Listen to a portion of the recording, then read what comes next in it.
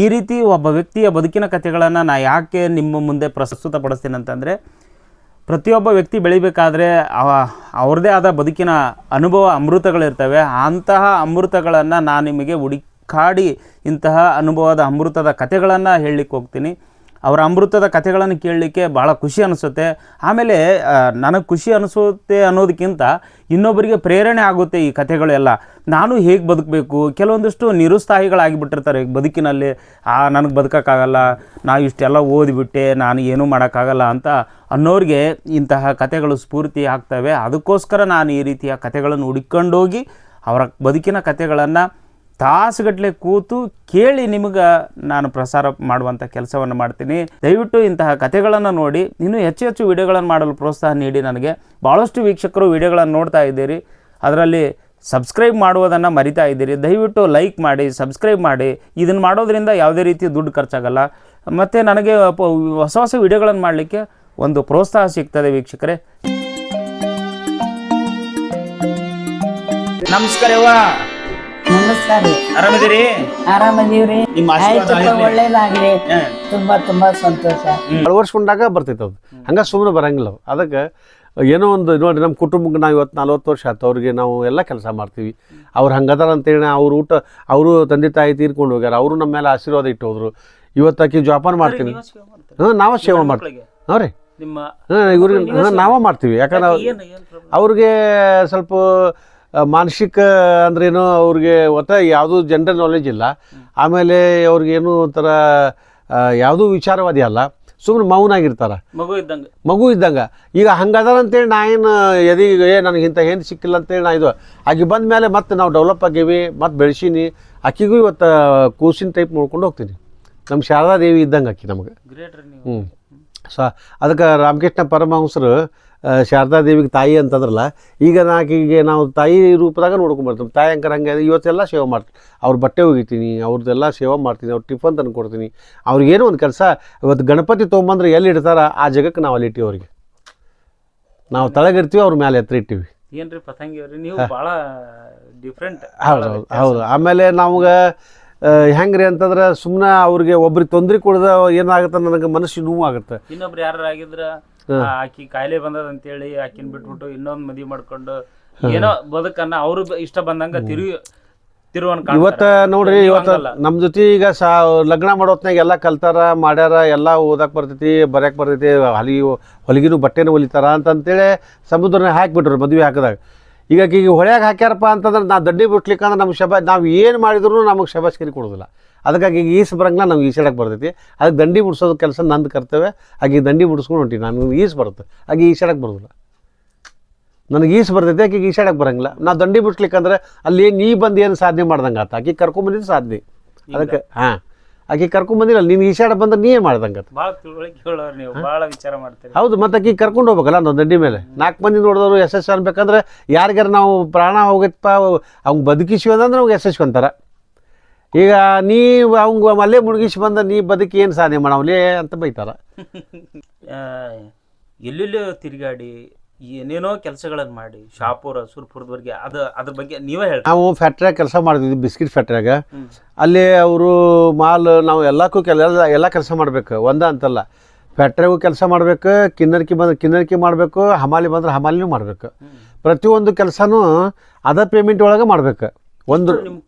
ಅವಾಗೆಲ್ಲ ನಮ್ಗೆ ಒಂದು ದಿನಕ್ಕೆ ನೀವು ಏನು ಕೆಲಸ ಮಾಡಿದ್ರು 2 ರೂಪಾಯಿ. ಏನು ಕೆಲಸ ಮಾಡಿದ್ರು, ನೀವು ಹಮಾಲಿ ಕೆಲಸ ಮಾಡಿದ್ರು 2 ರೂಪಾಯಿ, ಒಳಗೆ ನೀವು ಕಸ ಹುಡುಗಿದ್ರು 2 ರೂಪಾಯಿ, ಪೈಕನ್ ತೊಳೆದ್ರು 2 ರೂಪಾಯಿ. ಅದೇ 2 ರೂಪಾಯಿ. ತಿಂಗಳ 60 ರೂಪಾಯಿ, ನಮ್ಗೆ 70 ರೂಪಾಯಿ ಪಗಾರ ಕೊಡ್ತಿದ್ರು. ಅದು ಕೊಡ್ತಿದ್ರು. ಒಂದು ದಿವಸ ನಮ್ಗೆ ಏನಾರ ಬಿಟ್ಟು ಅಂತಂದ್ರೆ ಅಷ್ಟೊಂದು ಭಯ ಇತ್ತು. ದೇವಸ್ಥಾನಕ್ಕೆ ಹೋಗಿ ನಾವು ಅಂಗಾರ ಹಚ್ಕೊಂಡು ಹೋಗ್ತಿದ್ವಿ. ಇವತ್ತು ಹೊಡಿಬೇಡ, ಸೂಟಿ ಮಾಡಿದ್ರೆ ನಮ್ಗೆ ಅಷ್ಟು ಭಯ ಇತ್ತು ಅವಾಗೆಲ್ಲ. ಊಟಕ್ಕೆ ಪ್ರಾಬ್ಲಮ್ ಇತ್ತು. ಹೀಗಾಗಿ ನಮ್ಗೆ ಊಟಕ್ಕೆ ಸಿಕ್ಕರೆ ಸಾಕಾಗಿತ್ತು. ಅವ್ರು ಊಟ ಮಾಡಿದ್ದು, ಅವ್ರು ಏನಾರು ಅಕಸ್ಮಾತ್ ಊಟ ಬಿಟ್ಟು ಕಮ್ಮಿ ಅವ್ರು ಊಟ ಮಾಡಿದ್ರಂದ್ರೆ ಅದು ಊಟ ನಾ ಮಾಡಿ ಬರ್ತಿದ್ದೆ, ಅವ್ರು ಬಿಟ್ಟಿದ್ದು ನಾನು.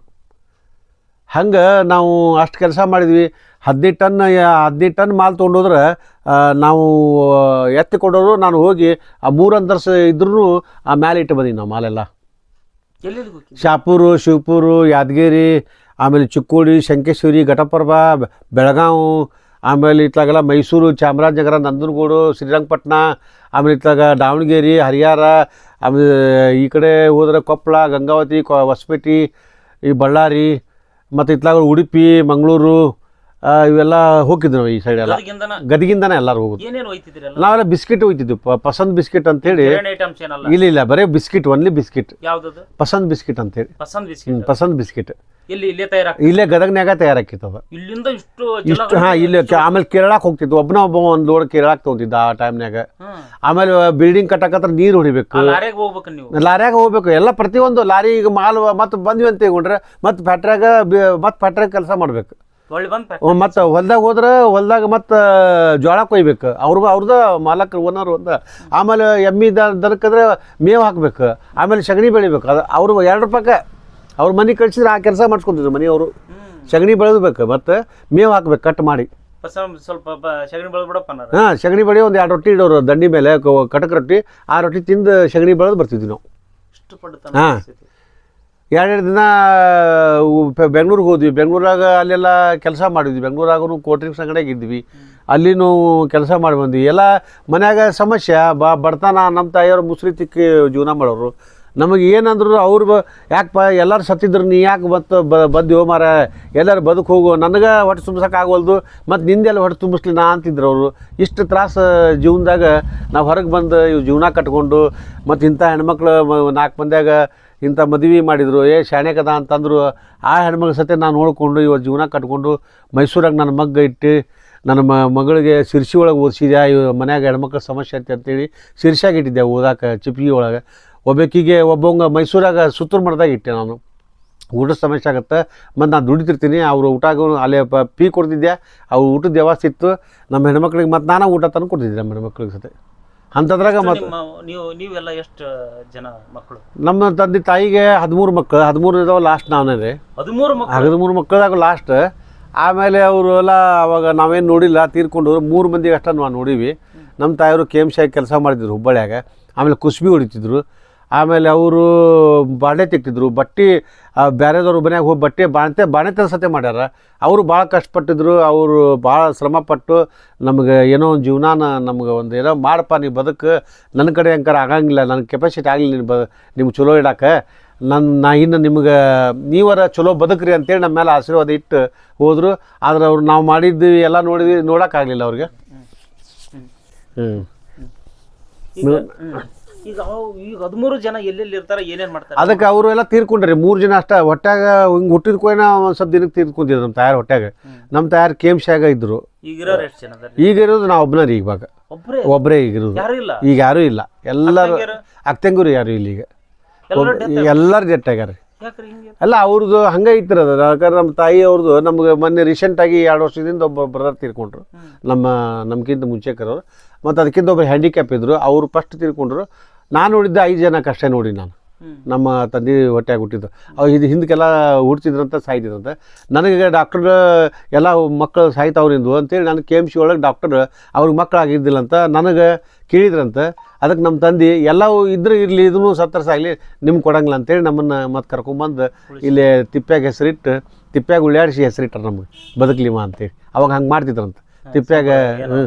ತಿಪ್ಪ್ಯಾಗ ಹೆಸರು ಉಳ್ಯಾಡಿಸಿ ಆ ಈರಣ್ಣನ ಗುಡಿಯಾಗ ಹೆಸರಿಟ್ಟಾರೆ ನಮ್ಗೆ, ಪರಶುರಾಮ ಅಂತೇಳಿ. ಇವತ್ತು ಪರಶುರಾಮ ಅವ್ರದ್ದು ಕೃಪೆ. ಇವತ್ತು ಡಾಕ್ಟರ್ ಕಡೆ ಹೋಗಿದ್ರೆ ಡಾಕ್ಟರ್ ಏನೋ ನಮಗೆ ಅದು ಏನಾಕಿತ್ತು ಗೊತ್ತಿಲ್ಲ.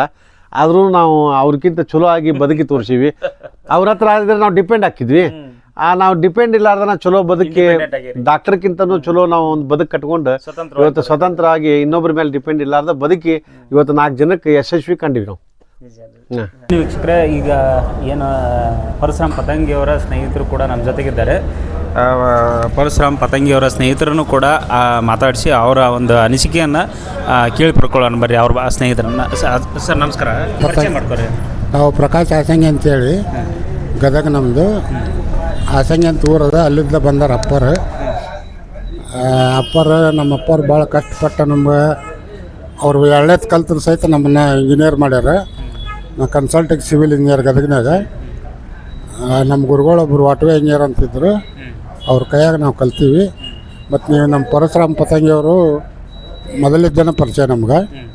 ಭಾಳ ಒಳ್ಳೆಯ ವ್ಯಕ್ತಿ. ಆಮೇಲೆ ಅವರು ಅಗದಿ ಶ್ರಮಜೀವಿ.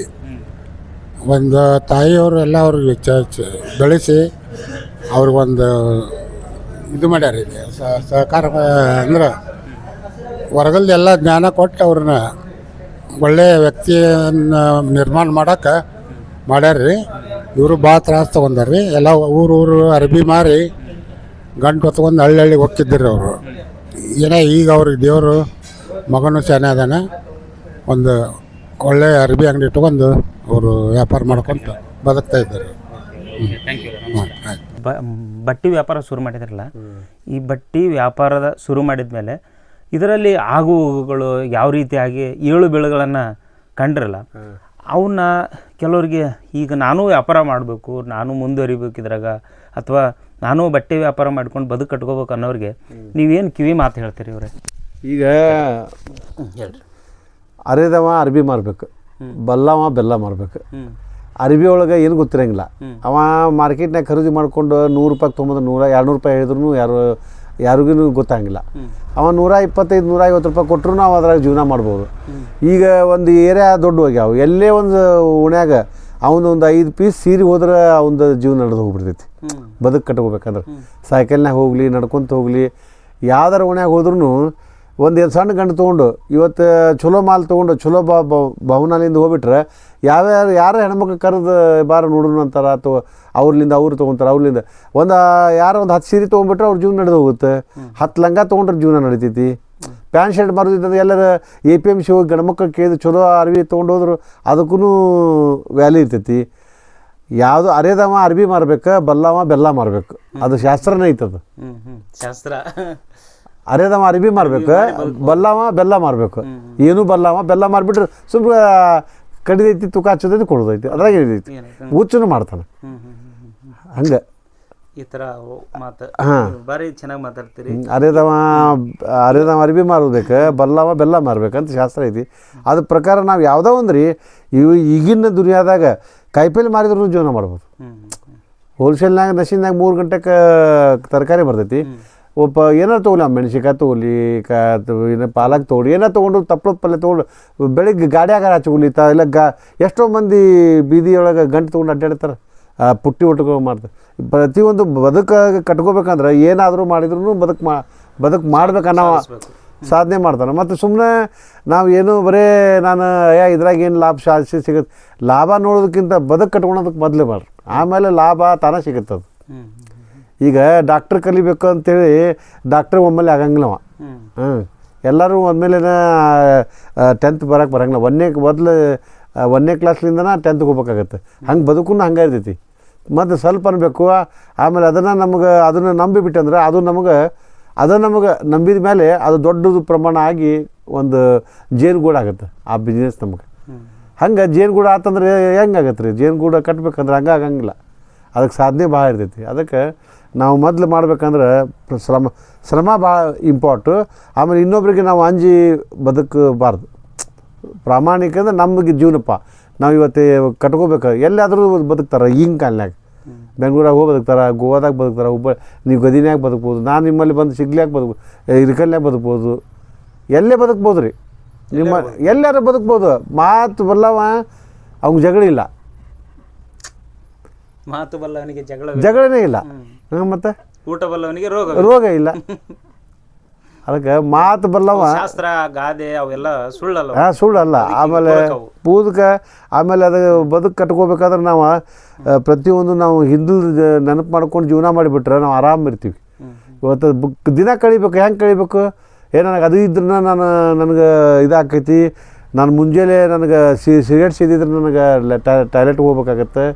ಗುಟ್ಕ ಹಾಕ್ಕೊಂಡ್ರೆ ಟಾಯ್ಲೆಟ್ ಹೋಗೋ ಮಂದಿ ಅದಾರ. ಈಗ ಸ್ವಾಭಾವಿಕ ಬದುಕಿದ್ರೆ ಯಾವುದೂ ಏನು ಬೇಡ ಅವ್ನಿಗೆ, ಆರಾಮ್ ಬದುಕ್ಬೋದು. ಊಟ ಮಾಡೋದು, ಕೆಲಸ ಮಾಡೋದು, ಅದು ರಾತ್ರಿ ಬೇಗ ಮಕ್ಕೊಂಡು ಬೇಗ ಎದ್ದು ಕೆಲಸ ಮಾಡಿರಿ. ನೀವು ಅದನ್ನ ಯಾಕೆ ಅದಕ್ಕೆ ಸಾಧನೆ ಮಾಡಿದವ್ರು 3ಕ್ಕೆ ಎದ್ದು ಸಾಧನೆ ಮಾಡೋರು ಭಾಳ ಮಂದಿ ಆಗ್ಯಾರ. 3ಕ್ಕೆ 4ಕ್ಕೆ ಎದ್ದಾರಲ್ಲ ಅಂಥವ್ರು ಸಾಧನೆ ಮಾಡ್ತಾರೆ. ರಾತ್ರಿ ಮುಂಜಾನೆ 9 ಮಟ್ಟ ಮಕ್ಕೊಂಡ್ರು ಯಾರೂ ಸಾಧನೆ ಮಾಡಿಲ್ಲ. ಸಾಧನೆ ಮಾಡೋಕ್ಕೂ ಆಗೋದೂ ಇಲ್ಲ. ಸೂರ್ಯ ಏಳೋದಕ್ಕಿಂತ ಮುಂಚೆಗೆ ನಾವು ಎದ್ದು ಕೆಲಸ ಮಾಡಿಬಿಟ್ಟು ಅಂದರೆ ನಾವು ಯಾವಾಗೂ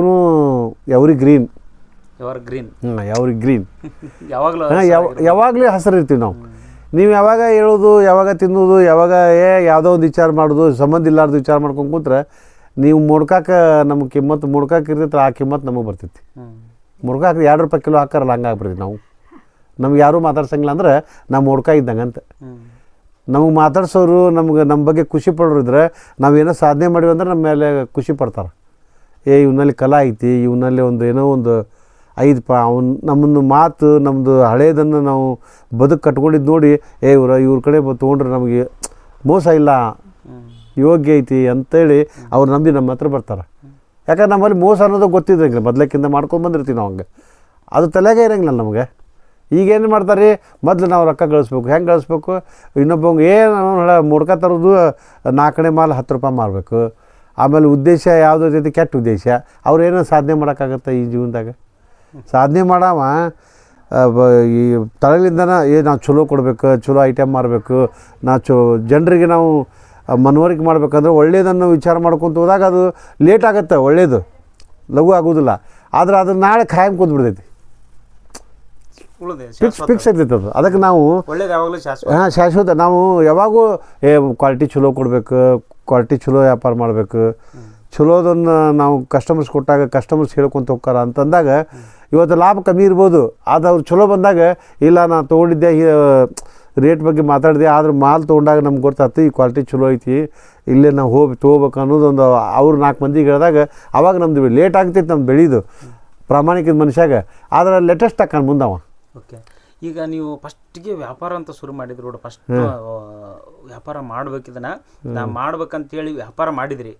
ಮೊದಲನೇ ದಿನ ವ್ಯಾಪಾರ ಮಾಡಿ ಒಂದಷ್ಟು ಹಣ ಅಂತೇಳಿ ಆ ವ್ಯಾಪಾರ ಮಾಡಿದ್ರಲ್ಲ, ಅದು ವ್ಯಾಪಾರ ಮಾಡಿದಾಗ ಅದ್ರ ಖುಷಿ ಅಥವಾ ಅನುಭವ ಹೆಂಗಿತ್ತು ಅದನ್ನ ಹೇಳ್ರಿ ನೋಡೋಣ. ಅದು ಹೆಂಗ್ರಿ ಅಂತಂದ್ರೆ ನಮಗೆ ಒಂದು ಮುನಿ ಉಮೇದಿರಿ, ಇನ್ನೂ ಸ್ವಲ್ಪ ಮಾಡ್ಬೇಕಪ್ಪ, ಇನ್ನೂ ಸ್ವಲ್ಪ ಮಾಡ್ಬೇಕು.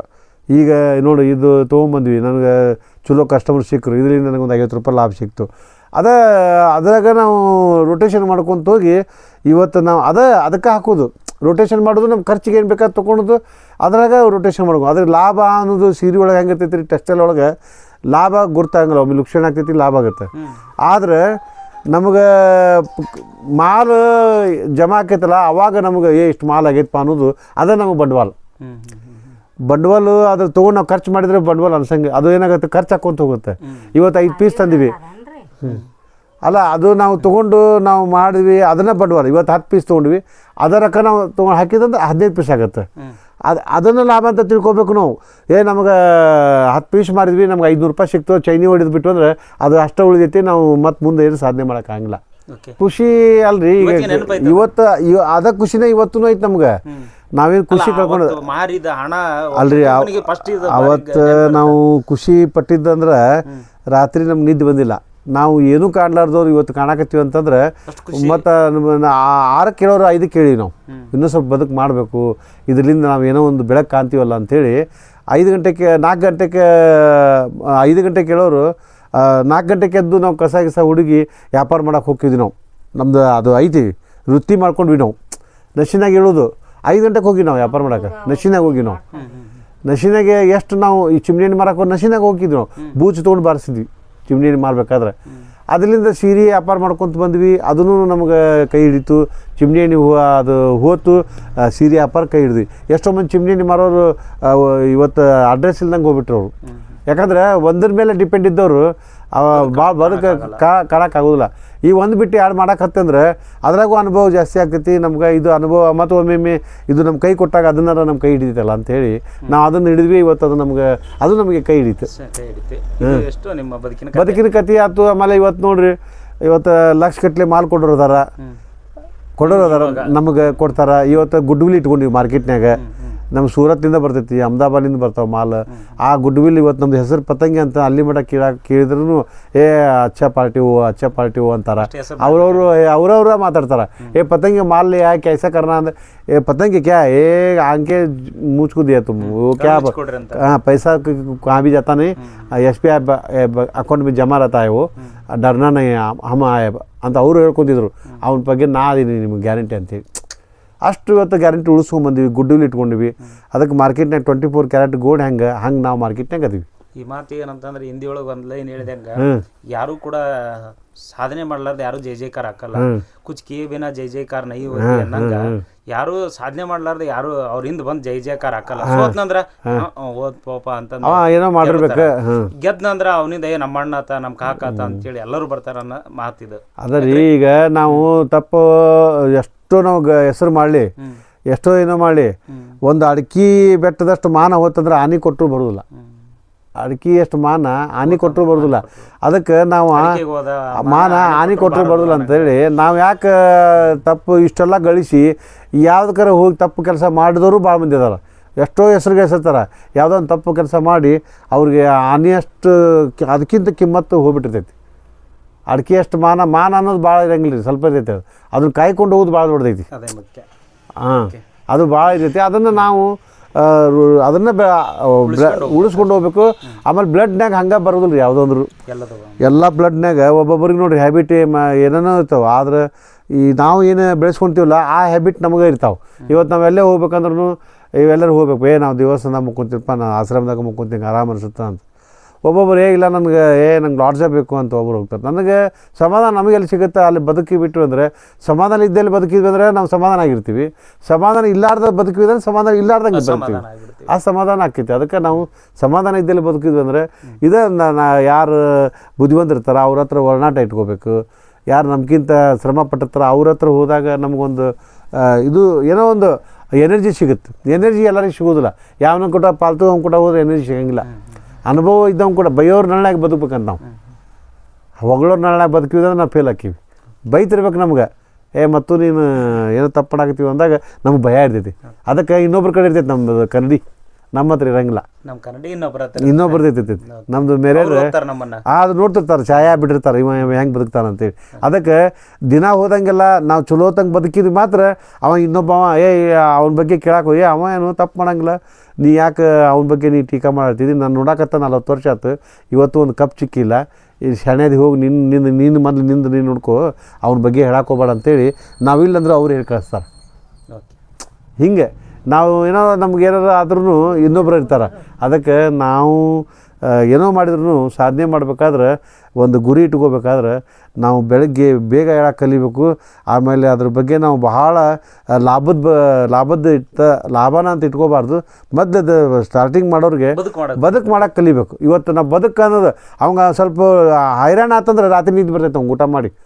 10 ರೂಪಾಯಿ ಏನು ಅನ್ನೋದು ಅವ್ಗೆ ಅವಾಗ ಗೊತ್ತಾಕೈತಿ. ಹೆಂಗೆ ಬಂತು ಹೆಂಗೆ ಹೋತಂದ್ರೆ ಅವ್ಗೆ ಬದುಕಿನ ಬಗ್ಗೆ ಗೊತ್ತಿರೋಂಗಿಲ್ಲ. 10 ರೂಪಾಯಿ ಇವತ್ತು ಹೊಟ್ಟೆ ಎಸೈತಿ ಅವ್ಗೆ ಏನೂ ಸಿಕ್ಕಿಲ್ಲ ಅಂದ್ರೆ ಅವಾಗ ಗೊತ್ತಾಗತ್ತೆ ಅದು ಅನ್ನಂದ್ರೆ ಏನು, ದುಡ್ಡು ಹೆಂಗೆ ಬರ್ತೈತಿ ಅನ್ನೋದು ಗೊತ್ತಾಗಿ. ಹೆಂಗೋ ಬರ್ತೈತಿ ಹೆಂಗೋ ಹೋಗ್ತೈತೆ ಅಂದ್ರೆ ಆ ಮನುಷ್ಯಾಗ ಸುಮ್ಮನೆ ಅವ ಬದುಕ್ತಾನ. ಹೆಂಗೆ ಬದುಕ್ತಾನ ಅವ್ನು ಗೊತ್ತಿಲ್ಲ, ಒಂದು ಬದುಕು ಅವಂಗ ಗೊತ್ತಿರ್ತೈತಿ. ಪತಂಗಿ ಅವರ ಬಗ್ಗೆ ಒಂದು ಅವ್ರದ್ದು ಅನಿಸಿಕೆ ಹೇಳ್ಬಿಡ್ರಿ. ಅನಿಸಿಕೆ ಅಂದ್ರೆ ಒಳ್ಳೆ ವ್ಯಕ್ತಿ, ಭಾರಿ ಕಷ್ಟ ಜೀವಿ ಅಷ್ಟೇ. ನೀವು ಎಷ್ಟು ವರ್ಷದಿಂದ ನೋಡ್ತಿದ್ದೀರಿ? ನಾವು ಒಂದು 30 ವರ್ಷದಿಂದ ನೋಡಕತ್ತೀವಿ. ನಮಗೆಲ್ಲ ಒಳ್ಳೆ ರೀತಿಯಲ್ಲಿ ಇದು ಮಾಡ್ಯಾರ, ಒಳ್ಳೆ ಅರಿವಿಯಿಂದ ಎಲ್ಲ ಕೆಲಸನೂ ಭಾಳ ಅಡ್ಡಾಡ್ಯಾರ, ಭಾಳ ಕಡೆ ಅಡ್ಡಾಡ್ಯಾರ, ಭಾಳ ಇದು ನೋಡಿವಿ ನಾವು. ಅವರೆಲ್ಲ ವ್ಯಾಪಾರ ಹೆಂಗೆ ಮಾಡ್ತಿದ್ರಿ? ಭಾರಿ ವ್ಯಾಪಾರ ಚಂದ ನೋಡ, ಮನೆಗೂ ಅಡ್ಡಾಡ್ತಿದ್ರು, ವ್ಯಾಪಾರ ಮಾಡಿದ್ರು. ನೀವು ಮೂಲ ಎಲ್ಲಿಂದ ಬಂದವರು? ನಾವು ಉಡುಪಿ ಬ್ರಹ್ಮವರದಿಂದ. ಎಷ್ಟು ವರ್ಷ ಆತ್ರಿ ಬಂದು? ನಾವು ಬಂದು ಒಂದು 25 ವರ್ಷ ಆಯ್ತು. ಇಲ್ಲ ಒಳ್ಳೆ ಜೀವಿ, ಕಷ್ಟ ಜೀವಿ. ಈಗ ಹೆಂಗದಾರೆ? ಈಗ ಆರಾಮದ, ಆರೋಗ್ಯ ಇದೆ, ಆರಾಮದಾರ ಈಗ ಅಷ್ಟೇ. ನಿಮ್ಮ ಹೋಟೆಲಿಗೆ ಬರ್ತಿರ್ತಾರನ್ರಿ? ಬರ್ತಾ ಇರ್ತಾರೆ, ಯಾವಾಗಲೂ ಬರ್ತಾ ಇರ್ತಾರೆ. ನಮ್ದು ಅವ್ರದ್ದು ಒಂಥರ ರಿಲೇಷನ್ಶಿಪ್ ಇದ್ದಂಗೆ. ಸ್ನೇಹ ಅಲ್ಲ, ರಿಲೇಷನ್. ಮನೆಗೆ ಬರ್ತಿದ್ರು, ಮನೆಯೊಳಗೆ ಬಂದು ಕುಂದಿರ್ತಿದ್ರು, ಅರ್ಬಿ ಸೇಲ್ ಮಾಡ್ತಿದ್ರು. ಏನು ನಿಮ್ಮ ಹೆಸರು ಏನು ಸರ್? ಉದಯ್ ಶೆಟ್ಟಿ. ಈ ಪರಶುರಾಮ್ ಪತಂಗಿ ಅವ್ರ ಬಗ್ಗೆ, ಈ ಬಟ್ಟೆ ವ್ಯಾಪಾರ ಮಾಡಿ ಬದುಕಿದಾರಲ್ಲ, ಇವ್ರ ಬಗ್ಗೆ ಏನು ಹೇಳ್ತೀಯಪ್ಪ ಅಜ್ಜ? ಪರಶುರಾಮ್ ಪತಂಗಿ ಅವರು ನಮಗೆ ಸುಮಾರು ವರ್ಷಗಳಿಂದ ಪರಿಚಯ. ಆಮೇಲೆ ಇಲ್ಲಿ ಕರೆಮಕಲ್ ಬಡಾವಣೆ ಒಳಗೆ ಮನೆ ಮಾಡಿಕೊಂಡು ಒಂದು 20 ವರ್ಷ ಮೇಲೆ ಆಯಿತು. ಅವರೆಲ್ಲ ಮೊದಲು ಭಾಳ ಶ್ರಮಪಟ್ಟು ಬದುಕಿದಂಥ ವ್ಯಕ್ತಿಗಳು. ಅವರು ಪ್ರಾರಂಭದೊಳಗೆ ಸಿಮೆಂಟ್ ವ್ಯಾಪಾರ ಮಾಡ್ತಿದ್ರು. ನಂತರ ಮಗ ಕೈವಟ್ಟಕ್ಕೆ ಬಂದಿಂದ ಮತ್ತು ಅರಿವಿ ವ್ಯಾಪಾರ, ಹೀಗೆಲ್ಲ ಬೇರೆ ಬೇರೆ ಉದ್ಯೋಗಗಳನ್ನು ಮಾಡೋದ್ರ ಮೂಲಕ ಧಾರ್ಮಿಕ ಕ್ಷೇತ್ರದೊಳಗೆ ಮತ್ತು ವಿಶೇಷವಾಗಿ ಭಕ್ತಿಯೊಳಗೆ ಭಾಳ ಒಂದು ಏನು ತಮ್ಮನ್ನು ತಾವು ತೊಡಗಿಸ್ಕೊಂಡಿರ್ತಕ್ಕಂಥವ್ರು. ಸಮಾಜದ ಯಾವುದೇ ಒಂದು ಸೇವೆ ಇತ್ತಂತಂದ್ರೆ ಅವ್ರದ್ದು ಇಲ್ಲಿ ಕುಲದೇವರು ಬಹುಶಃ ಇಂಗುಲಾಂಬಿಕಾ ಗುಡಿ ಅಂತೇಳಿ, ಆ ಗುಡಿ ಒಳಗೂ ಅವರು ಭಾಳಷ್ಟು ಧಾರ್ಮಿಕ ಕಾರ್ಯಕ್ರಮಕ್ಕೆ, ಧರ್ಮದ ಕಾರ್ಯಕ್ರಮಗಳಿಗೆ ದಾನ ಧರ್ಮ ಮಾಡೋದಾಗಿರ್ಬೋದು, ಭಾಳ ಉದಾರತೆಯಿಂದ ಇದನ್ನು ಮಾಡ್ತಕ್ಕಂಥವ್ರು. ಇಲ್ಲಿನೂ ಈಗ ನಮ್ಮ ಓಣ್ಯಾಗ ಬಂದಿಂದ ಪ್ರತಿ ವರ್ಷ ನಮ್ಮ ಮಠಕ್ಕೆ ಅವ್ರು ಎಷ್ಟು ಉದಾರತೆಯಿಂದ ಕೊಡ್ತಾರಂದ್ರೆ, ಅವ್ರು ಆವಾಗಲೇ ಹೇಳಿದರು, ನಾ ಎಲ್ಲಿ ಏನು ಕೊಟ್ಟರು ಹೆಸರು ಬರ್ಸಂಗಿಲ್ಲ ಅಂತೇಳಿ. ಇಲ್ಲಿನೂ ಕೂಡ ಅವ್ರು ಏನೇ ಕೊಟ್ಟರು ಸಹಿತ ಒಂದು ರೆಸಿಪ್ಟ್ ಹರಿಸೋದಿಲ್ಲ, ಅದೆಲ್ಲ ಅಜ್ಜರಿಗೆ ಮುಟ್ಟಿದೆ ಅಂತ ಹೇಳಿ ಹೋಗ್ಬಿಡುವಂಥ ವ್ಯಕ್ತಿ. ಅದ್ರ ಜೊತೆಗೆ ಯಾರಾದರೂ ಕಷ್ಟ ಅಂತ ಬಂದ್ರಂದ್ರೆ ತಮ್ಮಲ್ಲಿರ್ತಕ್ಕಂಥದ್ದನ್ನು ಆದಷ್ಟು ಏನು ಅಳುಲಿ ಸೇವೆ ಅಂತ ನಾವು ಹೇಳ್ತೀವಲ್ಲ, ಹಂಗೆ ತಮ್ಮ ಕೈಲಾದಂಥ ಒಂದು ಕೆಲಸವನ್ನು ಭಾಳ ಮನಪೂರ್ವಕ ಮಾಡ್ತಕ್ಕಂಥ ಪರಶುರಾಮ್ ಪತಂಗಿಯವರು. ಮಗ ಇದ್ದಾನೆ, ಮಗಳಿದ್ದಾಳೆ, ಅವರು ಉದ್ಯೋಗ ಇವತ್ತು ಸೀರೆ ವ್ಯಾಪಾರ, ಮಗ ನೋಡ್ಕೊಂಡು ಹೋಗ್ತಾನೆ. ಇವ್ರು ಮಾತ್ರ ಹೆಚ್ಚಾನೆಚ್ಚು ಇವತ್ತಿನ ಸದ್ಯದ ಪರಿಸ್ಥಿತಿಯಾಗಿ ಹೆಂಗಂದ್ರೆ ಎಲ್ಲಿ ಸೇವಾ ಕೆಲಸ ಇರ್ತಾವೆ, ಎಲ್ಲಿ ಸೇವಾ ಒಂದು ಮಾಡಬೇಕಂತ ಮನಸ್ಸು ಬರ್ತದೆ, ದೇವಸ್ಥಾನ ಆಗಿರ್ಬೋದು, ಮಠ ಆಗಿರ್ಬೋದು, ಬೇರೆ ಬೇರೆ ಊರಾಗಿರ್ಬೋದು, ಹಿಂಗೆ ಹೋಗಿ ಸೇವೆಯನ್ನು ಸಲ್ಲಿಸಿ ಬರ್ತಕ್ಕಂಥವ್ರಾಗ್ಯಾರ. ಅದರ ಜೊತೆಗೆ ಧಾರ್ಮಿಕ ಮತ್ತು ಆಧ್ಯಾತ್ಮಿಕ, ಇವತ್ತಿನ ಮನುಷ್ಯನಿಗೆ ಒಂದು ಮನಃಶಾಂತಿಗೆ ನಮಗೇನು ಅವಶ್ಯ ಐತೆ ಅಂದ್ರೆ ರೊಕ್ಕ ಮುಖ್ಯ ಅಲ್ಲ, ಹಣ ಅಂತಸ್ತು ಮುಖ್ಯ ಅಲ್ಲ, ನಮ್ಮ ಮನಸ್ಸಿಗೆ ನೆಮ್ಮದಿ ಭಾಳ ಮುಖ್ಯ ಆಗ್ಯದ ಇವತ್ತಿನ ದಿನಮಾನದೊಳಗೆ. ಅಂಥ ನೆಮ್ಮದಿಯ ಒಂದು ಬದುಕನ್ನು ಕಟ್ಟಿಕೊಂಡಿರ್ತಕ್ಕಂಥವ್ರು ನಮ್ಮ ಪರಶುರಾಮ್ ಪತಂಗಿ. ಭಾಳ ಅತ್ಯುತ್ತಮವಾಗಿ ಅವರು ತಮ್ಮ ಜೀವನವನ್ನು ರೂಪಿಸ್ಕೊಂಡಾರ. ಯಾವುದಕ್ಕೂ ಅಂಟಿಕೊಳ್ಳೋದಿಲ್ಲ, ಇದೇ ಬೇಕು ಅದೇ ಬೇಕು, ಹಾಗೆ ಇರ್ಬೇಕು ಹಿಂಗೆ ಇರ್ಬೇಕು ಅನ್ನುವಂಥ ಭಾವ ಇಟ್ಕೊಂಡಂಥ ವ್ಯಕ್ತಿ ಅಲ್ಲ. ಭಾಳ ಅದ್ಭುತವಾಗಿ ಅವ್ರ ಮಾತು ನಾನೇ ಕೇಳಿ ನನಗೆ ಆಶ್ಚರ್ಯ ಆಯ್ತು. ಮಠದೊಳಗಿರೋರಿಗೆ ಇಷ್ಟು ಅನುಭವದ ಕೊರತೈತಿ ಏನೋ ಅಷ್ಟು. ಅದಕ್ಕೆ ಭಾಳ ಶರಣರು ಒಂದು ಮಾತು ಹೇಳ್ತಾರೆ, ಏನಂದ್ರೆ ಧನ್ಯೋ ಗೃಹಸ್ಥಾಶ್ರಮ ಅಂತ ಕರೀತಾರೆ. ಬಸವಾದಿ ಶರಣರು ಗೃಹಸ್ಥರಾಗಿದ್ದರೂ ಕೂಡ ಸರ್ವಸಂಗ ಪರಿತ್ಯಾಗದ ಜೀವನವನ್ನು ನಡೆಸಿ ಅವರು ಮುಕ್ತರಾದರು ಅಂತ ಬರ್ತಿರ್ತದೆ. ಮನಸ್ಸು ಹದ ಆಗಬೇಕು, ಮನಸ್ಸು ಅನುಭವದಿಂದ ಕೂಡಬೇಕು, ಆವಾಗ ಮಾತ್ರ ಗೃಹಸ್ಥರ ಜೀವನ ನಡೆಸಲಿಕ್ಕೆ ಸಾಧ್ಯ ಆಗ್ತದೆ ಅನ್ನುವಂಥ ಪರಶುರಾಮ್ ಪತಂಗಿ ಅವ್ರ ಬಗ್ಗೆ ನಾನು ಹೇಳಲಿಕ್ಕೆ ಇಚ್ಛೆ ಪಡ್ತೀನಿ. Thank you sir. ಒಳ್ಳೆ ಅವರ ಕುರಿತು ಬಹಳ ಒಳ್ಳೆಯ ಅನಿಸಿಕೆ ಹೇಳಿದ್ರು, ಚೆನ್ನಾಗಿ ಹೇಳಿದ್ರು. Thank you sir. ಓಕೆ ವೀಕ್ಷಕರೇ, ಇದುವರೆಗೆ ನೀವು ಗದಗ ಜಿಲ್ಲಾದಲ್ಲಿ ಕೂತಿದ್ದೀನಿ ನಾನು. ಗದಗ ಜಿಲ್ಲಾದಲ್ಲಿ ಗದಗ ತಾಲೂಕಿನ ಗದಗ ಗ್ರಾಮದ ಪರಶುರಾಮ್ ಪತಂಗಿಯವರ ಬದುಕಿನ ಕಥೆಯನ್ನು ಕೇಳಿದ್ರಿ. ತುಂಬ ಚೆನ್ನಾಗಿತ್ತು. ಅವರು ನಡೆದು ಬಂದಂಥ ಹಾದಿಯನ್ನು ಎಳೆಯಾಗಿ ವಿವರವಾಗಿ ಹೇಳಿದರು. ಈ ರೀತಿ ಒಬ್ಬ ವ್ಯಕ್ತಿಯ ಬದುಕಿನ ಕಥೆಗಳನ್ನು ನಾನು ಯಾಕೆ ನಿಮ್ಮ ಮುಂದೆ ಪ್ರಸ್ತುತಪಡಿಸ್ತೀನಿ ಅಂತಂದರೆ ಪ್ರತಿಯೊಬ್ಬ ವ್ಯಕ್ತಿ ಬೆಳಿಬೇಕಾದ್ರೆ ಅವ್ರದ್ದೇ ಆದ ಬದುಕಿನ ಅನುಭವ ಅಮೃತಗಳಿರ್ತವೆ. ಅಂತಹ ಅಮೃತಗಳನ್ನು ನಾನು ನಿಮಗೆ ಹುಡುಕಾಡಿ ಇಂತಹ ಅನುಭವದ ಅಮೃತದ ಕಥೆಗಳನ್ನು ಹೇಳಲಿಕ್ಕೆ ಹೋಗ್ತೀನಿ. ಅವರ ಅಮೃತದ ಕಥೆಗಳನ್ನು ಕೇಳಲಿಕ್ಕೆ ಭಾಳ ಖುಷಿ ಅನಿಸುತ್ತೆ. ಆಮೇಲೆ ನನಗೆ ಖುಷಿ ಅನಿಸುತ್ತೆ ಅನ್ನೋದಕ್ಕಿಂತ ಇನ್ನೊಬ್ಬರಿಗೆ ಪ್ರೇರಣೆ ಆಗುತ್ತೆ ಈ ಕಥೆಗಳೆಲ್ಲ. ನಾನು ಹೇಗೆ ಬದುಕಬೇಕು, ಕೆಲವೊಂದಿಷ್ಟು ನಿರುತ್ಸಾಹಿಗಳಾಗಿಬಿಟ್ಟಿರ್ತಾರೆ ಬದುಕಿನಲ್ಲಿ. ನನಗೆ ಬದುಕೋಕ್ಕಾಗಲ್ಲ, ನಾ ಇಷ್ಟೆಲ್ಲ ಓದಿಬಿಟ್ಟೆ, ನಾನು ಏನೂ ಮಾಡೋಕ್ಕಾಗಲ್ಲ ಅಂತ ಅನ್ನೋರಿಗೆ ಇಂತಹ ಕಥೆಗಳು ಸ್ಫೂರ್ತಿ ಆಗ್ತವೆ. ಅದಕ್ಕೋಸ್ಕರ ನಾನು ಈ ರೀತಿಯ ಕಥೆಗಳನ್ನು ಹುಡುಕೊಂಡೋಗಿ ಅವರ ಬದುಕಿನ ಕಥೆಗಳನ್ನು ತಾಸುಗಟ್ಟಲೆ ಕೂತು ಕೇಳಿ ನಿಮಗೆ ನಾನು ಪ್ರಸಾರ ಮಾಡುವಂಥ ಕೆಲಸವನ್ನು ಮಾಡ್ತೀನಿ. ಬದುಕು ಅಷ್ಟು ಸುಲಭವಾದದ್ದಲ್ಲ. ಇವರು ಏನೂ ಕಲ್ತಿಲ್ಲ. ಇದು ಕೇವಲ 5ನೇ ತರಗತಿಗೆ ಶಾಲೆ ಮೆಟ್ಟಿಲತ್ತಿ ಅವ್ರಿಗೆ ವಿದ್ಯೆ ಹತ್ತಲಾರದಂತಹ ಸಂದರ್ಭದೊಳಗೆ ಶಾಲೆಯ ಮೆಟ್ಟಿಲಿನಿಂದ ಕೆಳಗಿಳಿದು ಆ ನಂತರ ಇವರು ಬದುಕನ್ನು ಕಟ್ಟುವುದಕ್ಕೋಸ್ಕರ ಪರಿತಪಿಸ್ತಾರೆ. ಭಾಳಷ್ಟು ಕೆಲಸವನ್ನು ಮಾಡ್ತಾರೆ. ಈ ಕಸ ಹೊಡೆಯೋದಿರ್ಬೋದು, ಈ ಕಿರಾಣಿ ಅಂಗಡಿಯೊಳಗೆ ಕಿರಾಣಿಯ ಕೆಲಸ ಮಾಡೋದಿರ್ಬೋದು, ಹಳ್ಳಿ ತಿರುಗಾಡಿ ಬಟ್ಟೆ ಮಾರಾಟ ಮಾಡೋದಿರ್ಬೋದು, ಎಲ್ಲವನ್ನು ಮಾಡಿ ಬದುಕು ಕಟ್ಕೊಳ್ಳೋದಿದೆಯಲ್ಲ, ಅದು ಭಾಳಷ್ಟು ವಿಶೇಷವಾದದ್ದು. ಅಂಥ ಬದುಕಿನ ಕಥೆಯನ್ನು ನಾನು ನಿಮ್ಗೆ ಇವತ್ತಿನ ದಿವಸ ತೋರಿಸುವಂಥ ಪ್ರಯತ್ನ ಮಾಡಿದೆ ವೀಕ್ಷಕರೇ. ದಯವಿಟ್ಟು ಇಂತಹ ಕಥೆಗಳನ್ನು ನೋಡಿ ಇನ್ನೂ ಹೆಚ್ಚು ವಿಡಿಯೋಗಳನ್ನು ಮಾಡಲು ಪ್ರೋತ್ಸಾಹ ನೀಡಿ. ನನಗೆ ಭಾಳಷ್ಟು ವೀಕ್ಷಕರು ವಿಡಿಯೋಗಳನ್ನು ನೋಡ್ತಾ ಇದ್ದೀರಿ, ಅದರಲ್ಲಿ ಸಬ್ಸ್ಕ್ರೈಬ್ ಮಾಡುವುದನ್ನು ಮರಿತಾ ಇದ್ದೀರಿ. ದಯವಿಟ್ಟು ಲೈಕ್ ಮಾಡಿ, ಸಬ್ಸ್ಕ್ರೈಬ್ ಮಾಡಿ. ಇದನ್ನು ಮಾಡೋದರಿಂದ ಯಾವುದೇ ರೀತಿ ದುಡ್ಡು ಖರ್ಚಾಗಲ್ಲ, ಮತ್ತು ನನಗೆ ಹೊಸ ವಿಡಿಯೋಗಳನ್ನು ಮಾಡಲಿಕ್ಕೆ ಒಂದು ಪ್ರೋತ್ಸಾಹ ಸಿಗ್ತದೆ ವೀಕ್ಷಕರೇ. ಇಲ್ಲಿಗೆ ಇವತ್ತಿನ ಎಪಿಸೋಡ್ ಮುಗಿಸೋಣ. ಇದೇ ರೀತಿಯಾಗಿ ಹೊಸ ಬದುಕಿನ ಕಥೆಗಳೊಂದಿಗೆ, ಅಂದರೆ ನಿಮ್ಮ ಲೈಫ್ ಬುಕ್ ಕನ್ನಡ, ಅದನ್ನು ಕನ್ನಡದಲ್ಲಿ ಬದುಕಿನ ಪುಸ್ತಕ ಕನ್ನಡ ಅಂತ ಕರಿತಾ ಇದ್ದೀನಿ. ಈ ನಿಮ್ಮ ಬದುಕಿನ ಪುಸ್ತಕ ಕನ್ನಡವನ್ನು ಪ್ರೋತ್ಸಾಹ ಮಾಡಿ ಅಂತ ಹೇಳ್ತಾ ಇವತ್ತಿನ ಎಪಿಸೋಡನ್ನು ಒಂದು ವಿಶೇಷ ನಮ್ಮ ಗುರೂಜಿಯವರು ಬರೆದಂತಹ ಪುಸ್ತಕ ಪ್ರೇರಣಾ ಜ್ಯೋತಿ ಮತ್ತು ಯೋಗಾಸನ ಪುಸ್ತಕ ಇವರು ಓದ್ತಾರೆ. ಇದೇನು ಕನ್ನಡ ಬರಲ್ಲ ಅಂತೇನಿಲ್ಲ, ಅದಕ್ಕೋಸ್ಕರ ಇವರು ಒಂದು ಒಳ್ಳೆಯ ಒಂದು ಜೀವನವನ್ನು ರೂಪಿಸ್ತಕ್ಕಂಥ ಅಥವಾ ಜೀವನಕ್ಕೆ ನೆಮ್ಮದಿಯನ್ನು ತಂದುಕೊಡುವಂಥ ಪುಸ್ತಕಗಳು ಮತ್ತು ಆರೋಗ್ಯ ಚೈತನ್ಯವನ್ನು ಉಂಟು ಮಾಡ್ತಕ್ಕಂಥ ಯೋಗಾಸನ ಪುಸ್ತಕಗಳನ್ನು ನಾನು ಇವರಿಗೆ ಒಂದು ಪ್ರೀತಿಯ ಕಾಣಿಕೆಯಾಗಿ ನಮ್ಮ life book Kannada YouTube channel ವತಿಯಿಂದ ಇವರಿಗೆ ಒಂದು ಪ್ರೀತಿಯ ಕಾಣಿಕೆಯನ್ನು ಸಲ್ಲಿಸೋಣ ವೀಕ್ಷಕರೇ. ದಯವಿಟ್ಟು ಈ ಪುಸ್ತಕವನ್ನು ಓದಿ ನಿಮಗೆ ಇದರಿಂದ ಇನ್ನೂ ಆಧ್ಯಾತ್ಮಿಕ ಶಕ್ತಿ ಸಿಗಲಿ ಅಂತ ಹೇಳ್ತಾ ಇವತ್ತಿನ ಎಪಿಸೋಡ್ ಮುಗಿಸೋಣ ವೀಕ್ಷಕರೇ. ಇಲ್ಲಿಗೆ ಇವತ್ತಿನ ಎಪಿಸೋಡ್ ಮುಗಿಸೋಣ. ಧನ್ಯವಾದಗಳು. ನಮಸ್ಕಾರ. ನಮಸ್ಕಾರ ಸರ್. Thank you.